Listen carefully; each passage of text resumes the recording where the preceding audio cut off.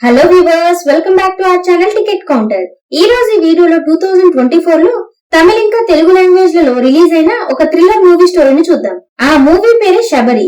ఈ మూవీలో వరలక్ష్మి శరత్ కుమార్ గారు నటించడం జరిగింది. మూవీలో అయితే చాలా ట్విస్ట్లు ఉన్నాయి, అందుకే ఎక్కడ మిస్ చేయకుండా ఎండ్ వరకు చూడండి. ఇలాగే మరికొన్ని వీడియోస్ ని చూడాలి అనుకుంటే మన ఛానల్ ని సబ్స్క్రైబ్ చేసుకుని ఫాలో అవుతూ ఉండండి. మరి మూవీని స్టార్ట్ చేద్దామా? మూవీ స్టార్ట్ అవగానే 2021లో వైజాగ్ సిటీలో ఒక రోజు రాత్రి మెంటల్ హాస్పిటల్లో ట్రీట్మెంట్ తీసుకుంటున్న సూర్య అనే వ్యక్తి నిద్రలేచి హాస్పిటల్లో ఎమర్జెన్సీ టూల్ కిట్ నుంచి ఒక గొడ్డల్ని తీసుకుని సెక్యూరిటీకి దొరకకుండా పారిపోతాడు. అలా ఒక ఆటో డ్రైవర్ ని చంపి ఆ ఆటోలో గవర్నమెంట్ హాస్పిటల్ కి వెళ్లి రికార్డ్ రూమ్ లో సంజన ఇంకా అరవింద్ అనే ఇద్దరు భార్యాభర్తల ఫైల్ ని తీసుకుని తనకు అడ్డు వచ్చిన నర్స్ ని చంపేసి ఆ నర్స్ శవాన్ని ఒక అంబులెన్స్ లో పెట్టుకుని ఒక హాస్పిటల్లో పనిచేసే వార్డ్ బాయ్ ఇంటికి వెళ్తాడు. అక్కడ ఆ వార్డ్ బాయ్ ని చూసి ఈ సంజన ఇంకా అరవిందులు ఎక్కడ ఉన్నారు అని అడుగుతాడు. అందుకు ఆ హాస్పిటల్లో పనిచేసే వార్డ్ బాయ్ ఏమో నాకు తెలియదు అని చెప్పడంతో అది విన్న సూర్య ఆ వార్డ్ బాయ్ ఇంకా చనిపోయిన నర్స్ మీద పెట్రోల్ పోసి నిప్పంటిస్తాడు. దాంతో ఆ మంటలు ఇల్లంతా వ్యాపించడంతో సూర్య అక్కడి నుంచి వెళ్లిపోతాడు. సరిగ్గా అప్పుడే మూవీ టైటిల్ పడుతుంది. అలా 2 ఏళ్ల తర్వాత సంజన అడవిలో పరిగెత్తుతూ ఉండగా అచ్చం సంజనలాగే ఉన్న మరో మహిళ సంజన వెంటపడి తనను నరికేస్తుంది. సరిగ్గా బస్సులో వెళ్తున్న సంజన నిద్రలేచి అబ్బా ఇదంతా కళ అని అనుకుంటుంది. సంజన తన కూతురు రియాతో సంజన ఫ్రెండ్ అయినటువంటి లక్ష్మి ఇంటికి వెళ్తుంది. సంజన తన భర్త అరవింద్ తో గొడవపడి ముంబై నుంచి వచ్చేసి కొన్ని రోజులు లక్ష్మి ఇంట్లో ఉంటూ ఉద్యోగం వెతుక్కోవాలని అనుకుంటూ ఉంటుంది. అలా చాలా జాబ్ ట్రయల్స్ చేసిన తర్వాత సంజన వెళ్లి ఒకప్పటి తన క్లాస్మేట్ అయిన రాహుల్ ని కలుస్తుంది. నిజానికి రాహుల్ ఒక లాయర్. దాంతో సంజనని ఒక కంపెనీకి రిఫర్ చేస్తాడు. అలా రాహుల్ రిఫర్ చేసిన కంపెనీకి వెళ్లడానికి ఆటో ఎక్కిన సంజన తన గతాన్ని గుర్తు చేసుకుంటుంది. సంజన చిన్నతనంలోనే డాన్స్ మీద చాలా ఇంట్రెస్టెడ్ గా ఉంటుంది. అలా సంజన స్కూల్లో జరిగిన డాన్స్ కాంపిటీషన్ లో తను ఓడిపోవడంతో సంజన వాళ్ళమ్మ తనని చూసి ఓడిపోతే ఏమైంది, డాన్స్ ని గెలవడం కోసం కాదు, నీ కోసం నువ్వు ఎంజాయ్ చేయడం కోసం చెయ్యి అని చెప్తుంది. అలా కొన్ని రోజులకి అనారోగ్యంతో సంజన వాళ్ళమ్మ చనిపోవడంతో సంజన తండ్రి రెండో పెళ్లి చేసుకుంటాడు. కానీ సంజన మాత్రం తన పిన్నితో కలవలేకపోతుంది. దాంతో ఎప్పుడు చూసినా తన పిన్నితో గొడవ పడుతూనే ఉండేది. అలా సంజన కాలేజ్ లో చదువుకునే సమయంలో అరవింద్ ని ప్రేమించి పెళ్లి చేసుకుని ఇంట్లో నుంచి వెళ్లిపోతుంది. అయితే ఒక రోజు సంజన తన భర్త అరవింద్ పనిచేసే కంపెనీకి వెళ్లి తన క్యాబిన్ లోకి వెళ్లి చూడగా అక్కడ అరవింద్ మరో మహిళతో ఎఫ్ఐ పెట్టుకుని కనిపిస్తాడు. దాంతో అరవింద్ తో గొడవపడిన సంజన వెంటనే తన కూతురు రియాని తీసుకుని లక్ష్మి దగ్గరికి వచ్చేసి ఉద్యోగం వెతుక్కుంటూ ఉంటుంది. అలా స్టోరీ ప్రెజెంట్ కి వస్తుంది. సంజన వెళ్లి రాహుల్ రిఫర్ చేసిన కంపెనీలో అడగగా అక్కడ ప్రస్తుతం ఎటువంటి వేకెన్సీ లేదని చెప్తారు. దాంతో సంజన అతి కష్టం మీద జుంబా డాన్స్ కోచ్ గా జాయిన్ అయ్యి రియాని కూడా మంచి స్కూల్లో జాయిన్ చేస్తుంది. ఆ వెంటనే సిటీకి దూరంగా ఉన్న ఇల్లైతే ప్రశాంతతతో పాటు రెంట్ కూడా తక్కువ ఉంటుందని ఆలోచించి ఊరికి చివర ఉన్న ఇంటికి వెళ్లి చూడగా ఇంటి బ్రోకర్ ఇల్లు మొత్తం చూపించి ఒక గదిని చూపిస్తూ ఈ గదిలో ఇంటి ఓనర్ వస్తువులున్నాయి, ఈ గదిని తప్ప మిగిలిన అన్ని రూమ్స్ ని మీరు వాడుకోవచ్చు అని చెప్పి కీస్ ఇచ్చి వెళ్లిపోతాడు. మరో పక్క అరవింద్ తన కంపెనీ తరపున ప్రెస్ మీట్ పెట్టగా మీడియా వారు అరవింద్ ని చూసి మీరు చైర్మన్ కూతురుతో రిలేషన్షిప్ లో ఉన్నారు కాబట్టి మీకు ప్రమోషన్ వచ్చిందంట కదా, మీ భార్య కూడా మిమ్మల్ని వదిలిపెట్టి వెళ్లిపోయిందంట కదా అని ప్రశ్నిస్తారు. దాంతో కోపం తెచ్చుకున్న అరవింద్ తన లవర్ అయినటువంటి చైర్మన్ కూతురు టీనాని చూసి ఆ సంజన వల్ల నా పరువు మొత్తం పోయింది, కోర్టుకు వెళ్లి నా కూతురు కస్టడీని దక్కించుకుంటా అని చెప్పి కోర్టుకు వెళ్తాడు.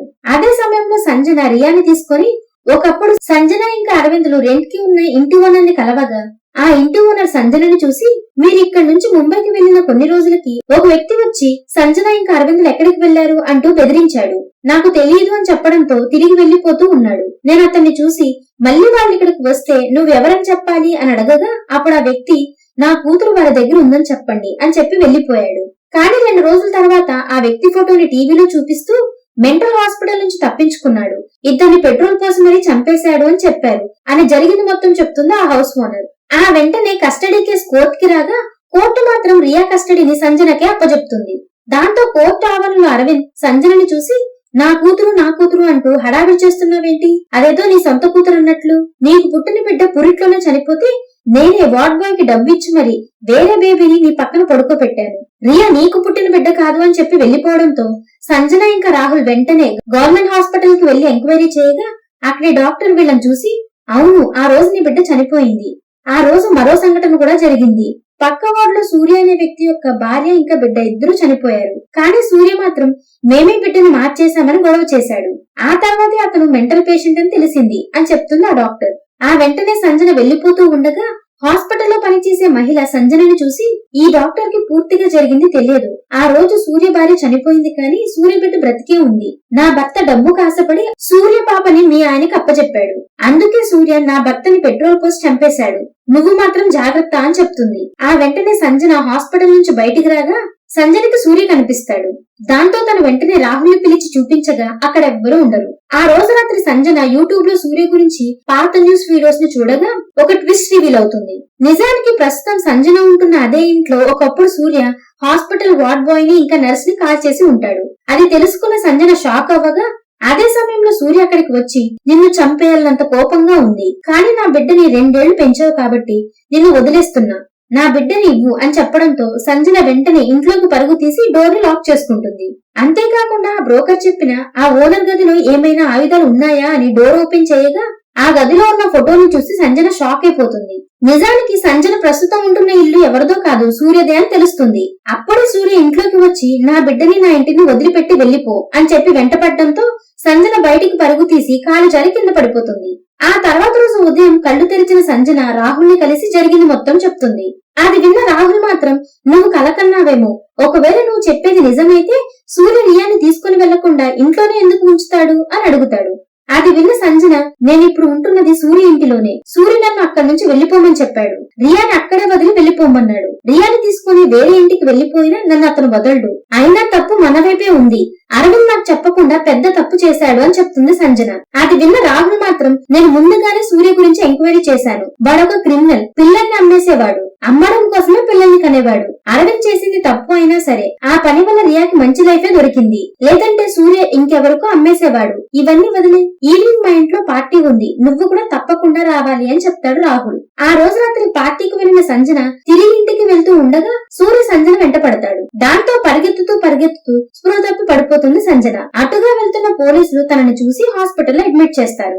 ఆ తర్వాత రోజు సంజన రాహుల్ ని చూసి రియా ప్రమాదంలో ఉంది అంటూ టెన్షన్ పడుతూ ఉండడంతో రాహుల్ ఒక ట్విస్ట్ ని రివీల్ చేస్తాడు. రాహుల్ సంజనను చూసి సూర్య నిన్ను ఏమీ చేయలేడు, ఎందుకంటే సూర్య 2 ఏళ్ల క్రితమే ఒక యాక్సిడెంట్ లో చనిపోయాడు అంటూ సూర్య యాక్సిడెంట్ వీడియోని చూపిస్తాడు. అంతేకాదు ముందు రోజు రాత్రి సంజన పరుగు తీసిన కాలనీలోని సీసీటీవీ వీడియోలు చెక్ చేయగా దానిలో అసలు సూర్య కనిపించకుండానే సంజన మాత్రమే సూర్య తన వెంట పడుతున్నట్లు ఊహించుకొని పరుగు తీస్తూ ఉంటుంది. ఇదంతా చూసిన రాహుల్ సంజన పిన్నిని ఇంకా ఒక డాక్టర్ ని కలిసి మాట్లాడగా సంజనకి చిన్నతనంలో వాళ్ళమ్మ చనిపోయినప్పటి నుంచి సంజన వాళ్ళ మదర్ కనిపిస్తున్నట్లుగా ఊహించుకుంటూ ఉండే సైకలాజికల్ ప్రాబ్లం ఉందని తెలుస్తుంది. దాంతో సంజనకి డాక్టర్ కొన్ని మెడిసిన్స్ ఇచ్చి వాడమని చెప్తుంది. సరిగ్గా ఇప్పుడే మరో ట్విస్ట్ రివీల్ అవుతుంది. అదే సమయంలో వేరే ప్రాంతంలో ఉంటున్న సూర్య వైజాగ్ కి వస్తాడు.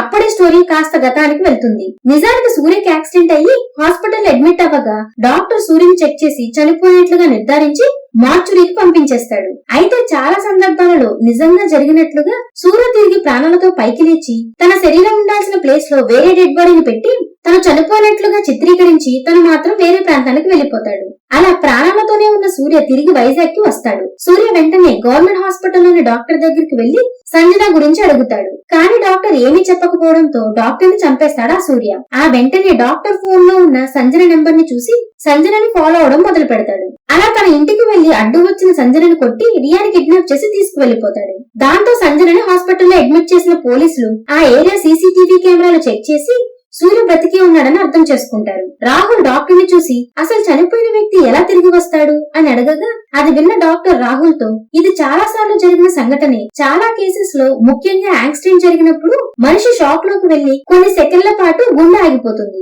దాంతో వాళ్ళు చనిపోయారని అనుకుంటాం, కానీ చాలా మంది తిరిగి ప్రాణాలతో లేచేవారు అని చెప్తాడు ఆ డాక్టర్. ఆ వెంటనే పోలీసులు సూర్య కోసం వెతకడం మొదలు పెట్టగా రియా సూర్య నిద్రపోయే సమయంలో సూర్య ఫోన్ ని తీసుకుని సంజనకి ఫోన్ చేస్తుంది. అయితే సూర్య వెంటనే రియా దగ్గర తన ఫోన్ ని లాక్కోగా సంజన సూర్యతో నీకేం కావాలి చెప్పు, రియాని మాత్రం వదిలే అని అంటుంది. అప్పుడు సూర్య 1 కోటి రూపాయలు ఇస్తే రియాని నీకే ఇచ్చేస్తా అని అంటాడు. దాంతో అంత డబ్బు అరేంజ్ చేయడానికి చాలా ప్రయత్నాలు చేసినప్పటికీ డబ్బు మాత్రం అరేంజ్ చేయలేకపోతుంది. అప్పుడు సంజన తన దగ్గర ఉన్న డబ్బుతో ఒక ఇల్లీగల్ గన్ ని కొనుక్కొని డబ్బు ఇవ్వడానికి వెళ్తున్నట్లుగా సూర్య దగ్గరికి వెళ్లి తనతో ఫైట్ చేస్తుంది. ఆ ఫైట్ లో చివరికి సంజన సూర్యుని చంపబోతూ ఉండగా నీ బిడ్డ బిడ్డని నేను వదిలేసినా వాడు మాత్రం వదలడు అంటూ ఇంకో ట్విస్ట్ ని రివీల్ చేస్తాడు. సరిగ్గా అప్పుడే అక్కడికి సంజన భర్త అరవింద్ వస్తాడు. అరవింద్ సంజనను చూసి, ఈ సూర్య రియా కోసం నా దగ్గరికి ముందే వచ్చాడు. నేను వీడికి డబ్బు ఇచ్చి నీ దగ్గర ఉన్న రియాని తీసుకొచ్చి నాకు అప్పచెప్పమన్నాను. అందుకే వాడు మళ్ళీ వైజాగ్ కి వచ్చాడని చెప్తాడు అరవింద్. అదే సమయంలో రాహుల్ కూడా అక్కడికి రావడంతో వారి మధ్య గొడవ జరుగుతుంది. అలా చివరికి ఆ గొడవలో సూర్య ఇంకా అరవింద్ చనిపోతారు. దాంతో సంజన రియాని తీసుకుని ఇంటికి వెళ్తుంది. సరిగ్గా అక్కడితో మూవీ ఎండ్ అవుతుంది. ఈ మూవీ మీకు ఎలా అనిపించిందో కామెంట్ చేసి చెప్తారు కదా.